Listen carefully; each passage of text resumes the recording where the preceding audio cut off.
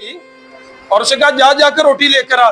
وہ کہتی ہے تیرے خداوند کی سوگن قسم کھا کر کہتی ہوں میرے پاس اب اتنا آٹا اور اتنا تیل ہے کہ شاید ہم ایک وقت کا کھانا کھائیں اور اس کے بعد میں اور میرا بیٹا موت کا کیا کریں گے.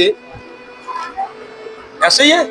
تو کلام میں لکھا ہے ایلیا نے کہا جا کے پہلے کس کے لیے بنا کر لے آ. پہلے کس کے لیے لے آ؟ پہلے کس کے لیے لے کر آ؟